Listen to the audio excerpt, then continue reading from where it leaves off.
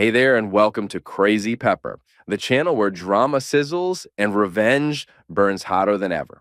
If you love jaw dropping twists, bold characters, and stories that keep you guessing till the end, you're in the right place. Subscribe and dive into gripping tales of betrayal, karma, and ultimate payback. Get ready for unforgettable moments and satisfying endings, only on Crazy Pepper. Hit that bell and let the drama begin. The smell hit me first. Industrial disinfectant mixed with the kind of human desperation that only a gas station bathroom can produce.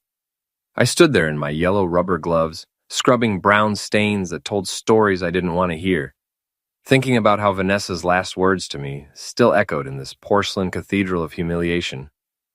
"You'll die cleaning toilets, Nick. That's all you're good for now."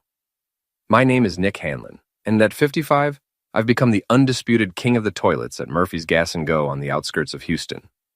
6 months ago, I was managing a crew of 40 guys at Henderson Oil Services. Now I spend my days with a plunger and a prayer, wondering how the hell my life went so spectacularly wrong. The divorce papers are still fresh in my memory. Vanessa got the house, the cars, the savings, and my dignity. All because she decided that my cousin Graham's oil millions looked better than my steady paycheck. Graham Hanlon, the golden boy who swooped in with his fake philanthropy and his custom Bentley, promising Vanessa the high society life she always craved. "Nick, you missed a spot." Tommy, the day manager, called from the doorway. At 19, he made more per hour than I did, and he never let me forget it.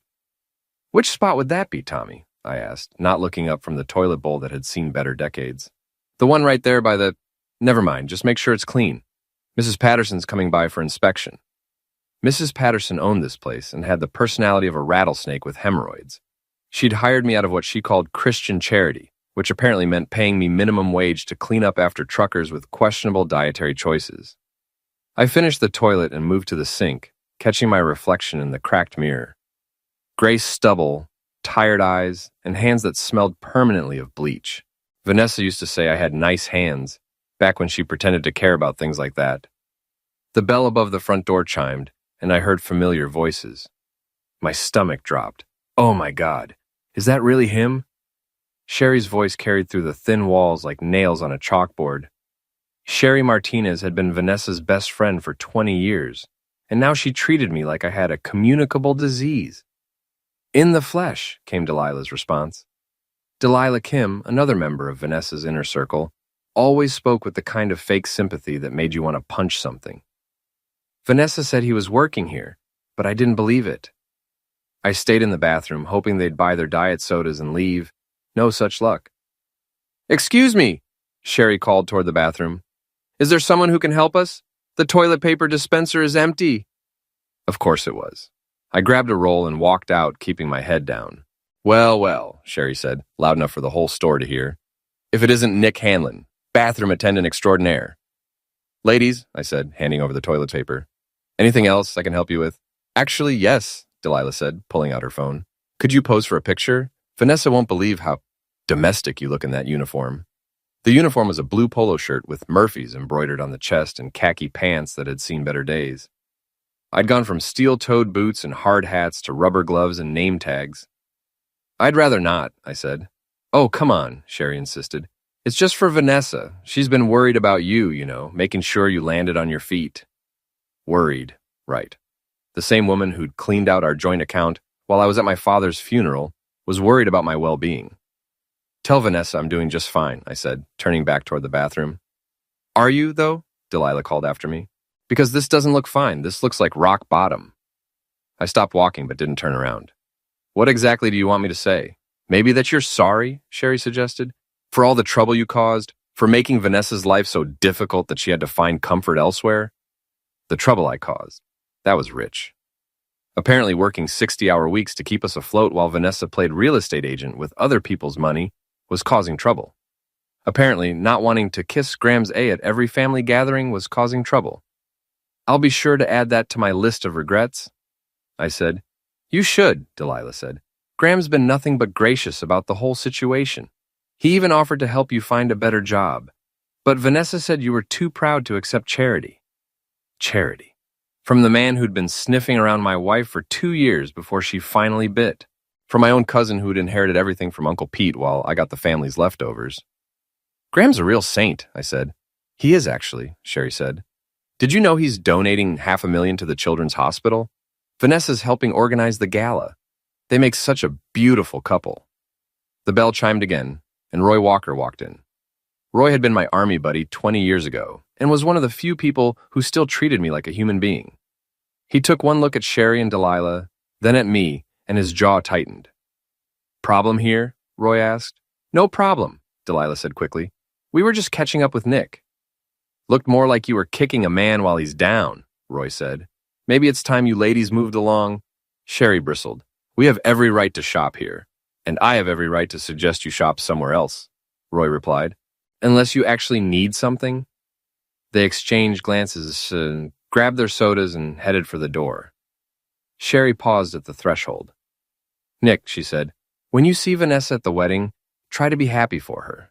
She deserves better than what you gave her. The wedding. They were actually going through with it. I'd heard rumors, but hearing it confirmed felt like a punch to the gut. After they left, Roy walked over and put a hand on my shoulder. You okay, buddy? Just another day in paradise, I said. Those witches don't know what they're talking about, Roy said. Vanessa's the one who screwed up, not you.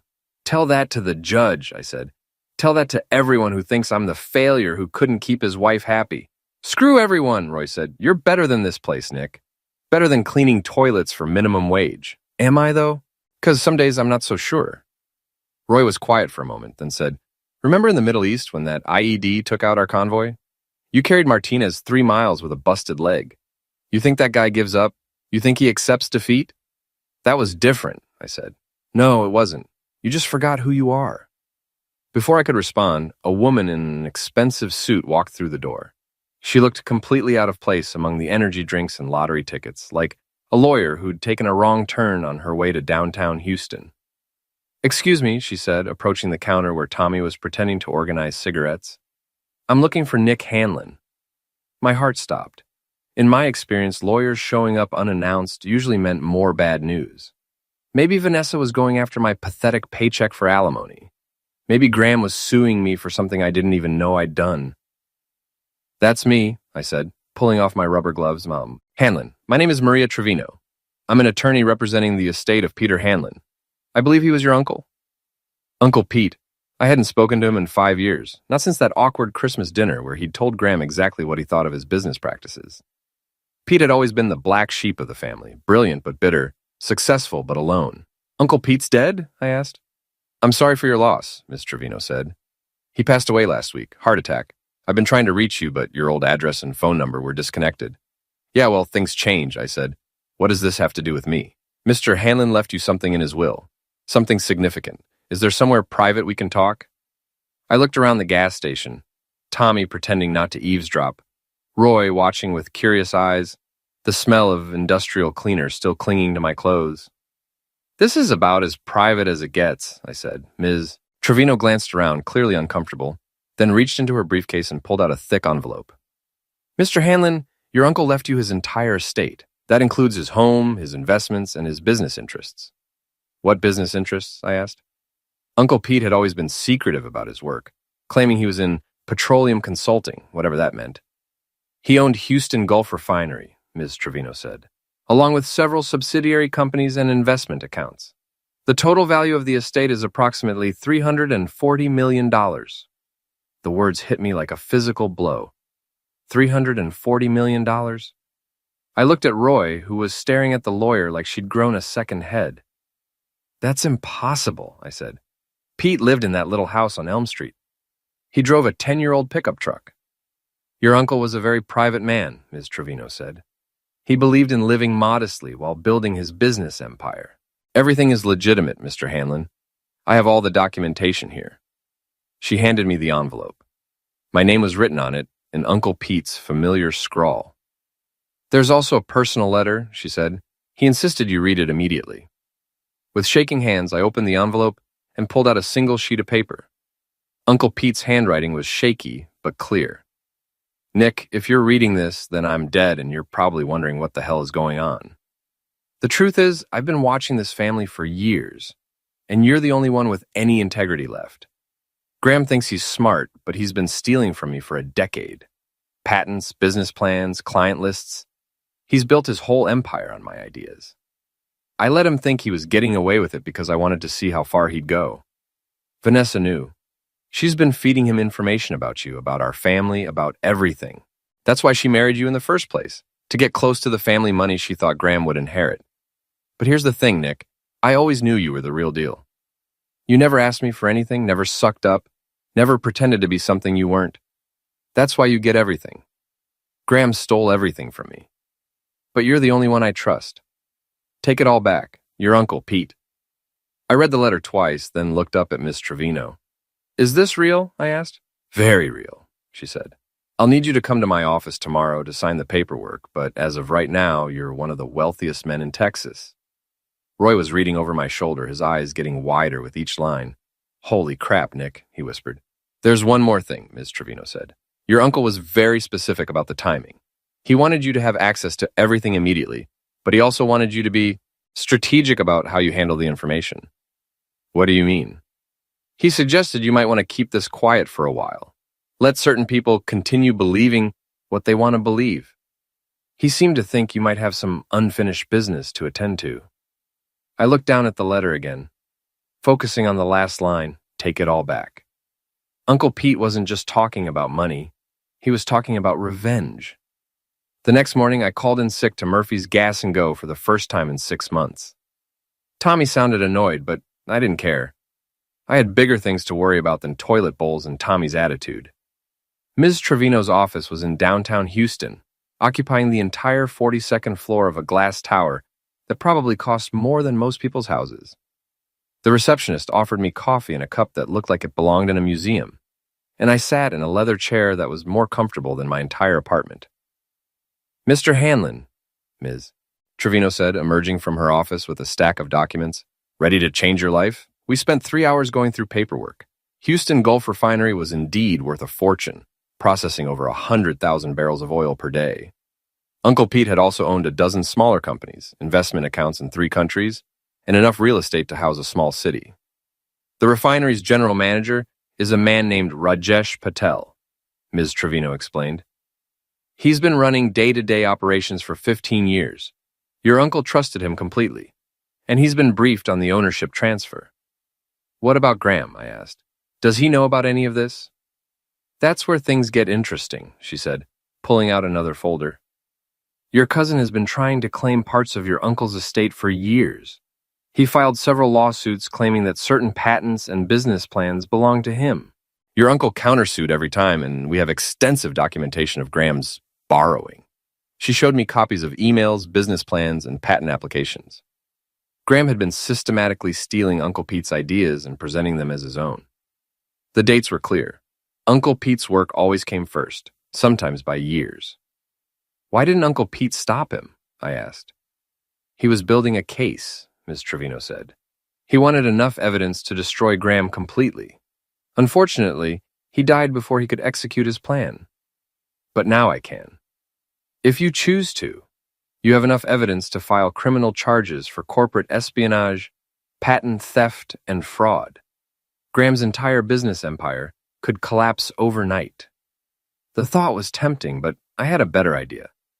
Criminal charges would be quick and impersonal. I wanted Graham and Vanessa to suffer the way they'd made me suffer, publicly, humiliatingly, and completely. I want to meet with Mr. Patel, I said, and I want to see the refinery. Of course, I can arrange that for this afternoon. One more thing, I said. I want to keep this quiet for now. As far as anyone knows, I'm still cleaning toilets at Murphy's. Ms. Trevino smiled. Your uncle said you'd say that. Houston Gulf Refinery was a sprawling complex of towers, pipes, and storage tanks that stretched for miles along the ship channel.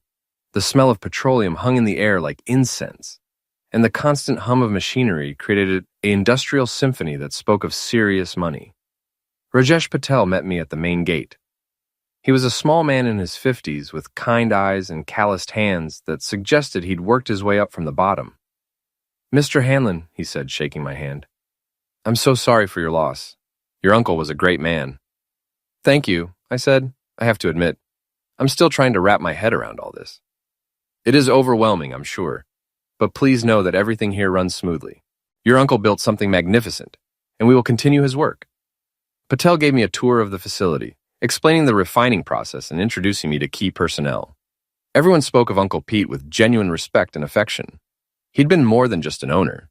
He'd been a leader who cared about his people. There is something you should know, Patel said as we walked through the main control room. Your cousin Graham has been persistent in his attempts to gain access to our operations. What kind of attempts? Phone calls, mostly, claiming to represent your uncle's interests. He's also tried to bribe some of our employees for information about our processes and client relationships. Did anyone take the bribe? No, sir. Your uncle commanded great loyalty. But Graham has not given up.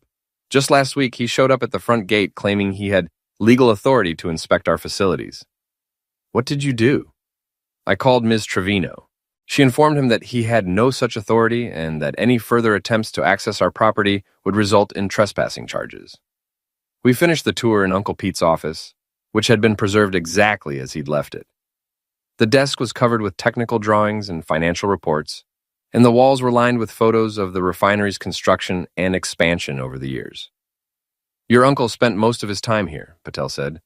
He loved this place, but I think he was also very lonely. He spoke of you often. He did? Oh, yes. He was very proud of your military service, your work ethic. He said you were the only member of his family who had never asked him for anything. I picked up a framed photo from the desk. It showed Uncle Pete standing next to a massive oil derrick, grinning like a kid on Christmas morning. He looked happy in a way I'd never seen during family gatherings. Patel, I said, I need to ask you something, and I need you to be completely honest. Of course. If I wanted to complicate Graham's life, would you be willing to help? Patel's eyes hardened.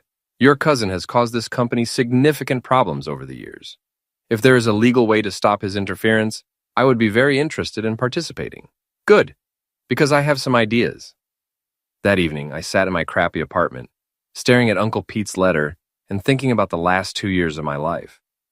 Vanessa's betrayal, Graham's smugness, the humiliation of losing everything I'd worked for.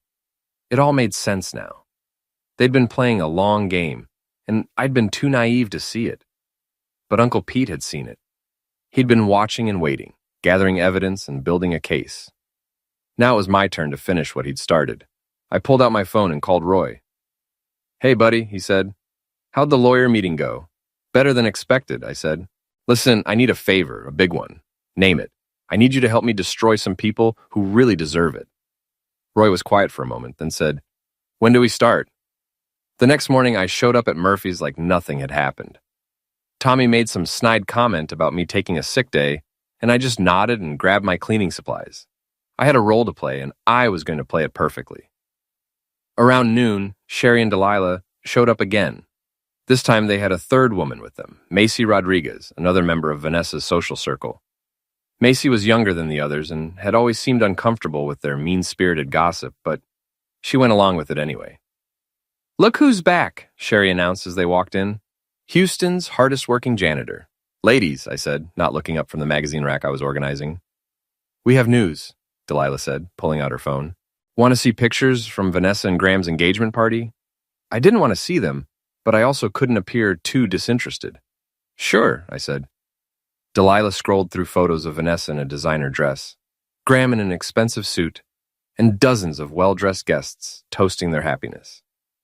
Vanessa looked radiant in the way that only unlimited money could provide. The ring is 8 carats, Macy said quietly, custom designed by some jeweler in New York. Graham spared no expense, Sherry added. The party cost more than most people's weddings. Good for them, I said. You're taking this awfully well, Delilah observed. I thought you'd be more upset. What's the point? I said. She's moved on. I'm moving on. To what? Sherry asked. More toilet cleaning? We'll see, I said.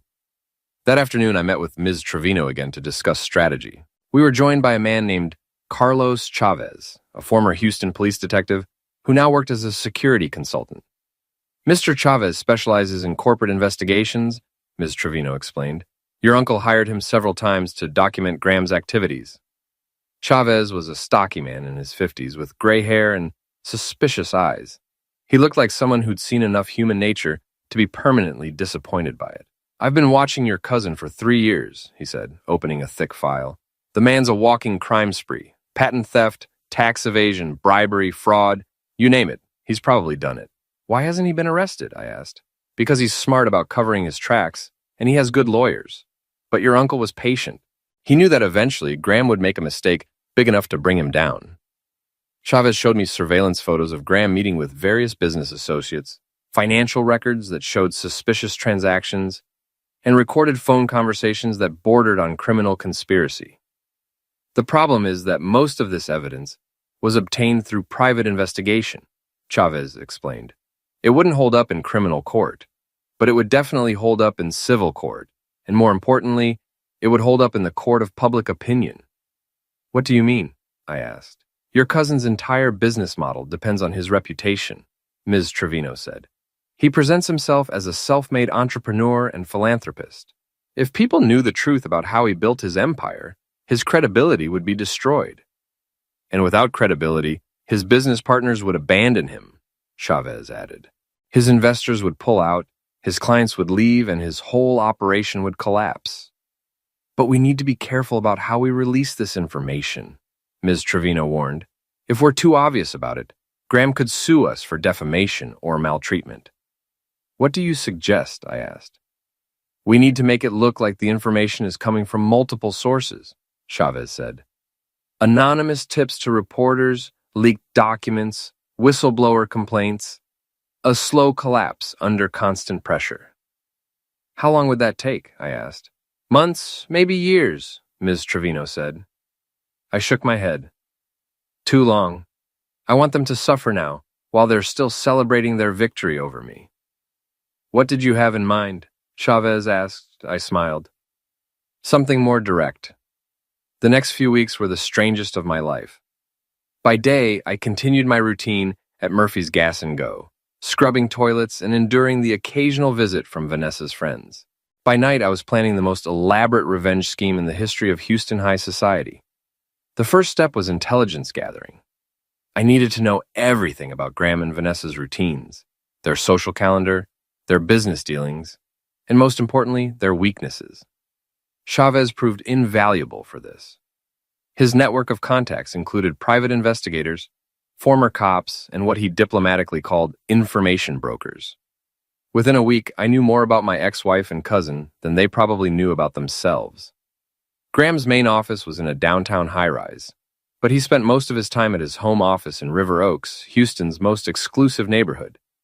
The house was a 10,000-square-foot mansion with a swimming pool, tennis court, and enough security cameras to film a movie. He's paranoid, Chavez reported during one of our evening meetings. Motion sensors, alarm systems, private security patrols. The man's afraid of something. Probably afraid of people like Uncle Pete finding out the truth about his business, I said. Speaking of which, I found something interesting in your uncle's files, Ms. Trevino said, pulling out a document. Graham's been trying to buy the lot next to his house for years. The owner keeps refusing to sell. Why does he want it? I asked. Privacy. The lot has a clear view of his backyard and pool area. Graham's offered twice the market value, but the owner won't budge. An idea began forming in my mind. What would it cost to buy that lot? About $2 million, Ms. Trevino said. Buy it, I said. What are you planning? Chavez asked. Something Graham will never see coming. While the lawyers handled the real estate transaction, I focused on gathering more personal intelligence. Roy proved surprisingly useful for this. His ex-wife worked at the country club where Vanessa and her friends spent most of their time, and she was happy to share gossip in exchange for Roy's promise to increase his alimony payments. Your ex-wife keeps a journal, Roy reported one evening. Linda says she writes in it every day at the club, usually after her tennis lessons. What kind of journal? I asked. The mean kind. Linda calls it Vanessa's burn book. Apparently, she writes nasty stuff about everyone she knows, including her friends. Can Linda get a look at it? She already has. Vanessa left it on the table when she went to the bathroom last week. Linda took pictures. Roy handed me his phone, and I scrolled through photos of Vanessa's handwriting. The entries were dated and detailed, covering everything from her friends' personal problems to her opinions about their appearances, marriages, and financial situations. But the entries about me were the most vicious. She'd written pages about my pathetic career, my disgusting habits, and her relief at finally being free of me. She described intimate details of our marriage in cruel, mocking terms that made my blood boil. There's more, Roy said. She wrote about how she and Graham planned the whole thing, how they waited for the right moment to make their move, how they made sure you'd get nothing in the divorce. I kept scrolling, finding entries that detailed Graham's business problems, his fears about Uncle Pete's investigations, and his plans to neutralize any threats to his empire. "This is gold," I said. "What are you going to do with it?" Roy asked. "I'm going to make sure everyone sees exactly who Vanessa really is." The real estate purchase went through without any complications. Graham had no idea that his new neighbor was his ex-cousin-in-law, and I intended to keep it that way until the perfect moment. The lot was perfect for my purposes, a clear view of Graham's backyard, pool area, and the large windows of his home office. More importantly, it was the ideal location for what I had planned. "You want to install what?" the contractor asked when I explained my requirements. "A digital billboard," I repeated. 40 feet tall, high-definition LED display, programmable from a remote location. "That's going to cost a fortune," he said. "Money's not an issue. And you want it to face your neighbor's house?" "Exactly." The contractor shrugged. "Your money, your billboard, but you might want to check the zoning laws first." Ms. Trevino had already handled that. The lot was zoned for commercial use, and there were no restrictions on digital signage as long as it met certain technical specifications. Graham's lawyers would eventually challenge it, but by then it would be too late. While the billboard was being constructed, I worked on the second phase of my plan. Graham's biggest weakness was his ego. He couldn't resist showing off his wealth and success. His social media accounts were full of photos of his cars, his house, his expensive toys, and his beautiful fiancée. His pride and joy was a custom Bentley Continental GT that had cost more than most people's houses. He'd had it painted a unique shade of blue and fitted with custom leather interior, gold-plated fixtures, and his initials embossed on everything from the steering wheel to the floor mats. "He parks it in the driveway every night," Chavez reported. "No garage, no cover, just sitting out there like a museum piece." "Security?" I asked. "Basic car alarm plus the house's general security system. But the car itself is vulnerable." "Perfect." The plan I had in mind would require precise timing and a bit of theatrical flair. I spent several evenings driving past Graham's house, noting the security patrol schedule and the neighbors' routines. The house next door was owned by an elderly couple who went to bed early, and the house across the street was occupied by a family that traveled frequently for business. On a Tuesday night in late October, I put the first phase of my revenge into action. Roy and I drove to Graham's neighborhood in a rented van, wearing dark clothes and baseball caps. We'd practiced the routine a dozen times, and we had it down to a science. The Bentley was parked in its usual spot, gleaming under the streetlights like a very expensive target. I felt a moment of hesitation. What I was about to do would cross a line that I could never uncross. But then, I remembered Vanessa's journal entries, her cruel words about my pathetic life, and the hesitation disappeared. Roy kept watch while I got to work. I'd brought a dozen cans of industrial adhesive and 100 toilet plungers, the same brand I used every day at Murphy's Gas & Go. One by one, I attached the plungers to every surface of the Bentley, the hood, the roof, the doors, the windows, even the custom wheels. When I was finished, the car looked like a bizarre art installation celebrating the glory of bathroom maintenance. I attached a large sign to the windshield that read, "From the best cleaner you ever knew."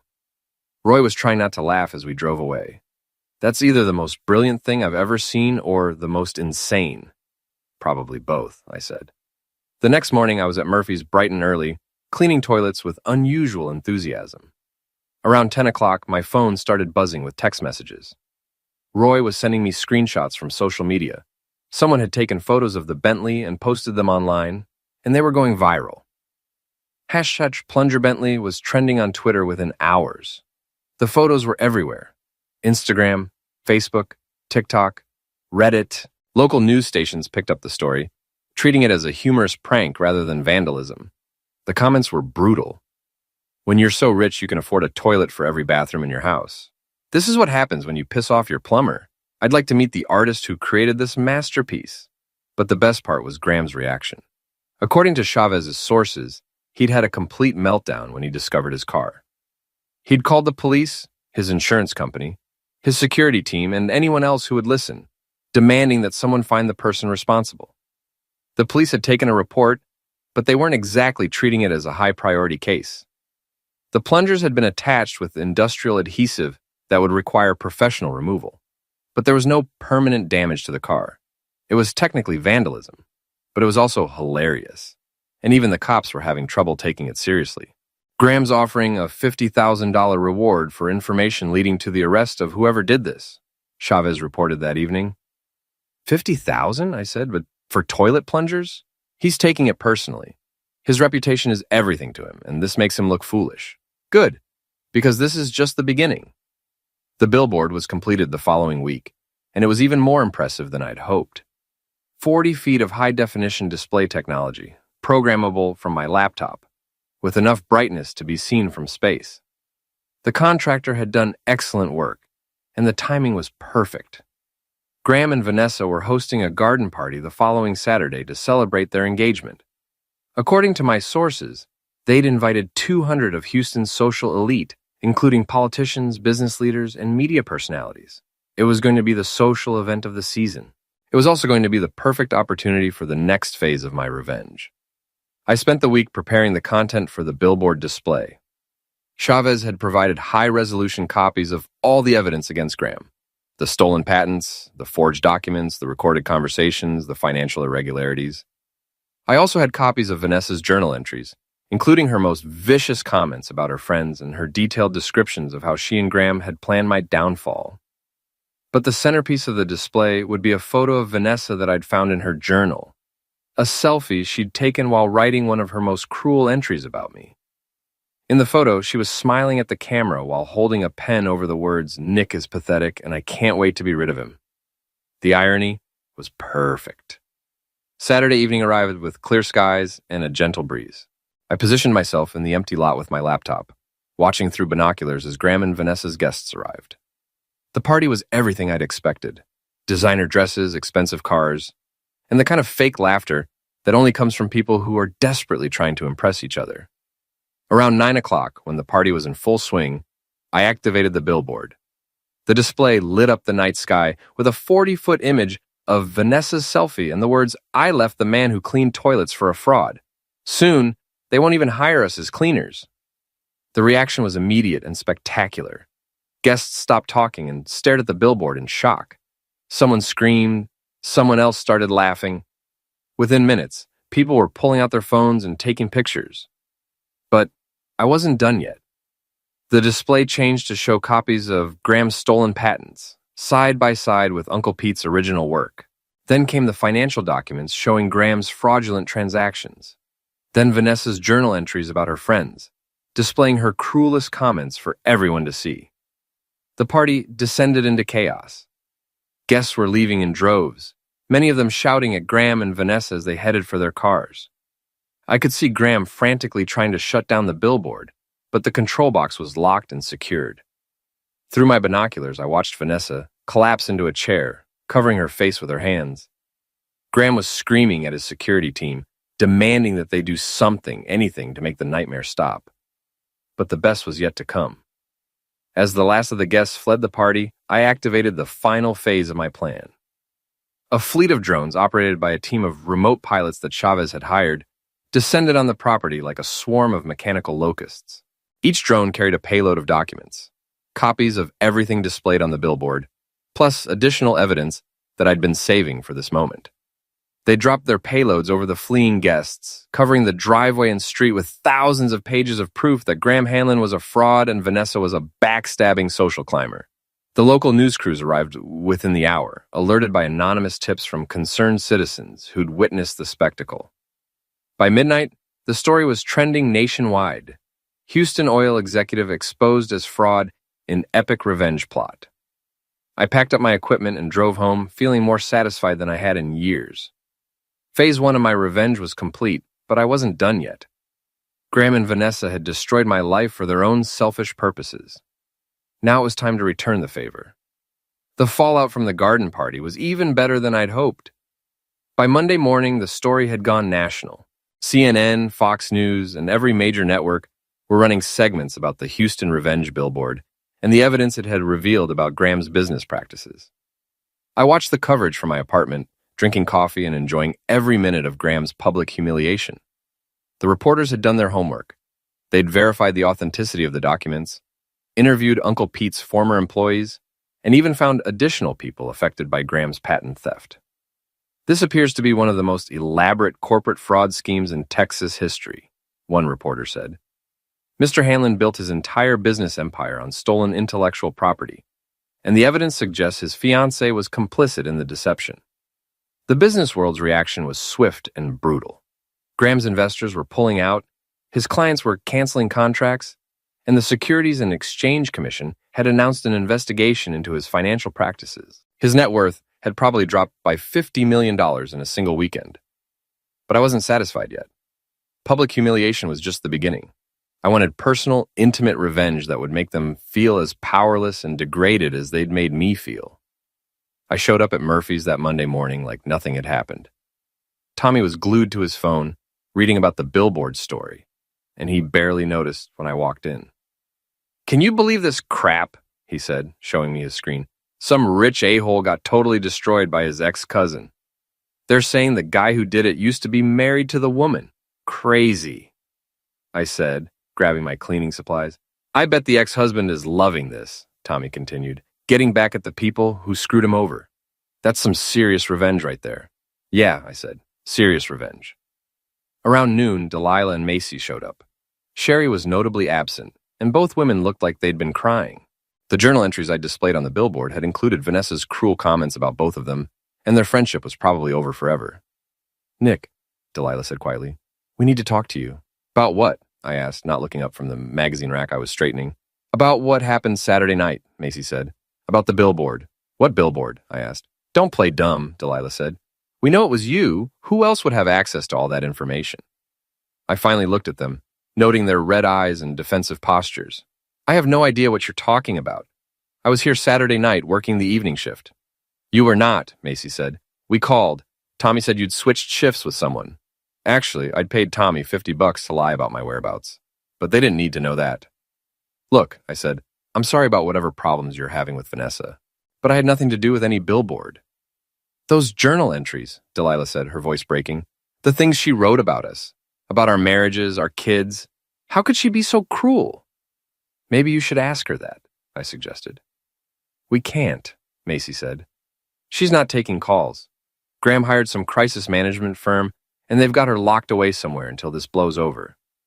"Smart move," I said. "Is it true?" Delilah asked. "About Graham stealing all those patents?" "How would I know?" I said. "I clean toilets for a living, remember?" They left without buying anything, and I went back to work with a smile on my face. Vanessa's social circle was collapsing just as I'd hoped. Her friends now knew exactly what she thought of them, and forgiveness wasn't likely. But I wasn't done with Graham yet. That evening, I met with Chavez to discuss the next phase of the plan. Graham had been keeping a low profile since the party, but his habits were predictable. Every Tuesday, he went to his downtown office for meetings with his remaining business partners. Every Tuesday, he parked in the same executive parking space and used the same private elevator to reach his 42nd floor office.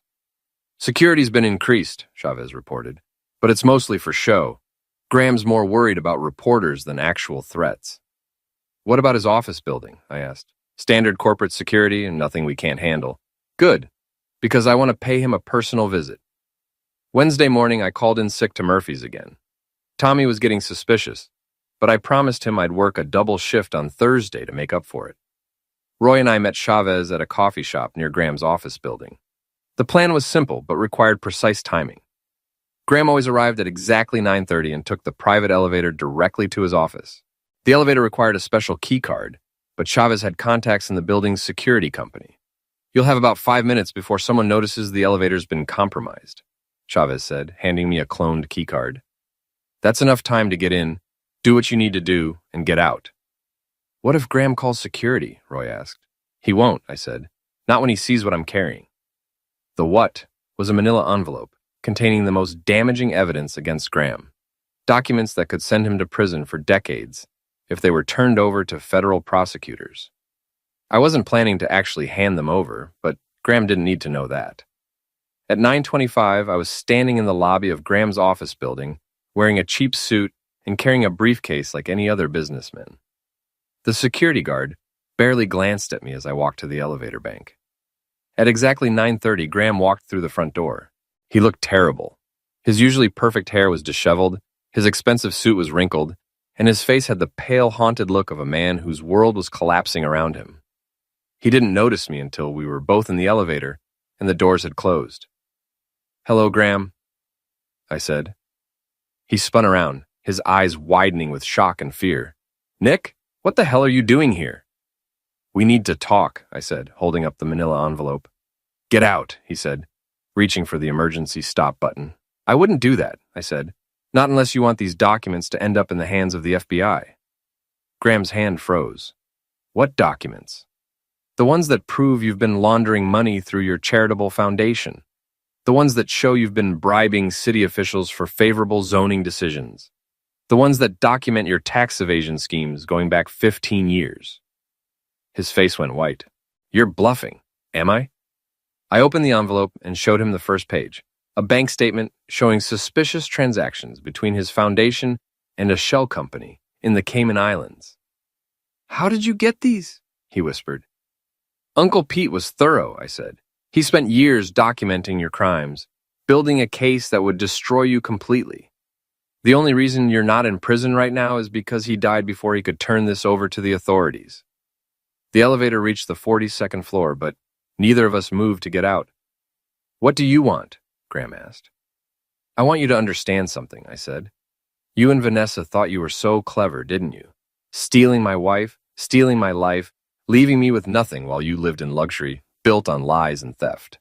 "Nick, I'm not finished," I said. "You want to know the really funny part? Uncle Pete left me everything. The refinery, the patents you stole, the evidence of your crimes, all of it. I'm worth more than you ever were, and I earned it by being the one person in this family with actual integrity." Graham's legs seemed to give out, and he leaned against the elevator wall for support. "But here's the thing," I continued. "I don't just want your money. I want your dignity. I want your reputation. I want everyone to know exactly what kind of man you really are." "Please," he said. "I'll pay you whatever you want. We can work something out." "Oh, we're going to work something out," I said. "But not the way you think." The elevator doors opened, and I stepped out into the hallway. Graham's office was at the end of the corridor, behind a door marked with his name and title. "After you." Graham's office was exactly what I'd expected. Floor-to-ceiling windows, expensive furniture, and walls covered with awards and photos celebrating his fake achievements. His secretary's desk was empty. According to Chavez, she'd quit on Monday after learning about her boss's criminal activities. "Sit down," I said, pointing to the chair behind his desk. "Nick, please, sit down." He said, and I walked around the desk to stand behind him. From this angle, I could see the entire downtown Houston skyline through the windows. It was a view that probably cost him a fortune in rent, and he was about to lose it forever. "Do you remember what you said to me at Christmas dinner 3 years ago?" I asked. You said that some people are born to lead and others are born to follow. You said I was a follower, and that's why I'd never amount to anything." "I was drunk," Graham said. "I didn't mean it." "Yes, you did. And you know what? You were right. I was a follower. I followed the rules, followed the law, followed my marriage vows, even when my wife was cheating on me with my own cousin." I walked around to face him, leaning against the desk. "But Uncle Pete taught me something important," I said.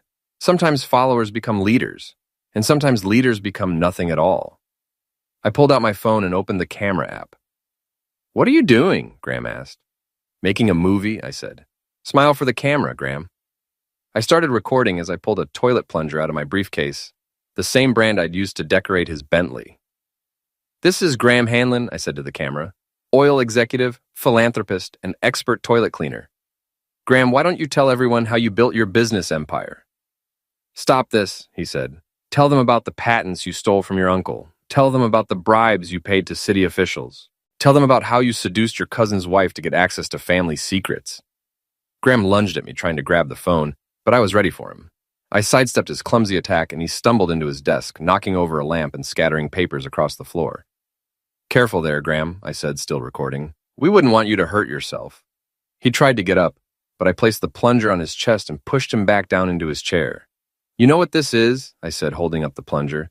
"This is the tool I use every day to clean up other people's messes. And you, cousin, are the biggest mess I've ever seen." I set the plunger on his desk right next to his nameplate.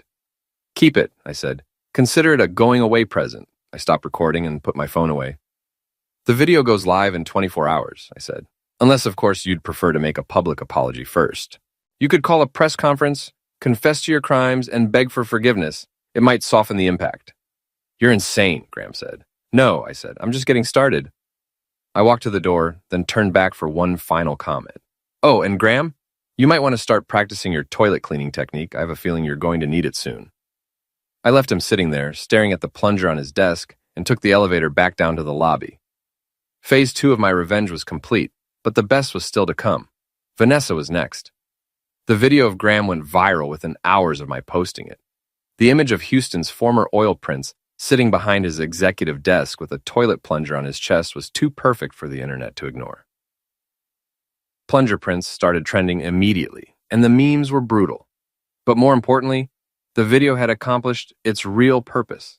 It had flushed Graham out of hiding. According to Chavez's sources, he'd had another complete meltdown after discovering the video online.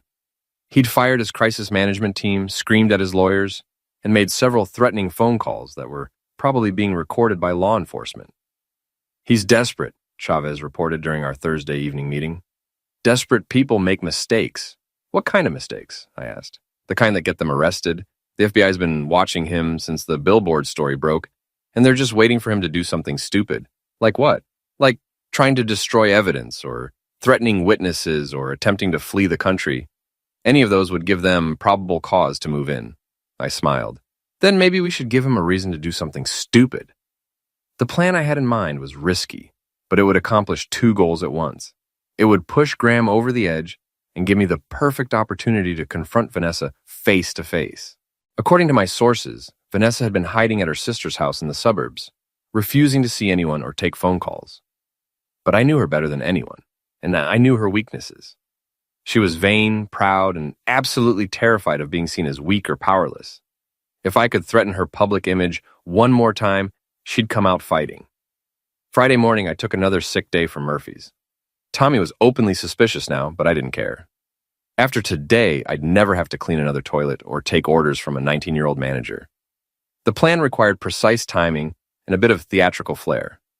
Vanessa's sister lived in a gated community called Meadowbrook Estates, where the houses were large but not quite mansion-sized, and the residents were wealthy but not quite elite. It was the perfect place for someone like Vanessa to hide while she waited for the scandal to blow over. At exactly noon, a moving truck pulled up to the sister's house. The movers, actually members of Chavez's security team, began carrying boxes and furniture out of the house and loading them into the truck. To any observer, it would look like Vanessa was being evicted or forced to move. The neighbors noticed immediately. Within minutes, several of them were standing on their lawns, watching the spectacle and whispering among themselves. Someone started taking pictures. That's when I made my entrance. I drove up in a rented luxury car, wearing an expensive suit and carrying a briefcase full of legal documents. To the watching neighbors, I would appear to be a lawyer or court official overseeing some kind of legal proceeding. I walked up to the front door and rang the bell. Vanessa's sister answered, a nervous-looking woman in her 40s who clearly wanted nothing to do with the drama that had invaded her quiet neighborhood. Is Vanessa here? I asked, loud enough for the neighbors to hear. She's not seeing anyone, the sister said. I'm afraid she doesn't have a choice, I said, holding up the briefcase. These are court orders. She needs to sign them immediately or the consequences will be severe. It was complete theater, of course. The briefcase contained nothing but blank papers and old magazines, but the neighbors didn't know that. And more importantly, Vanessa didn't know that. What's going on out there? I heard Vanessa's voice from inside the house.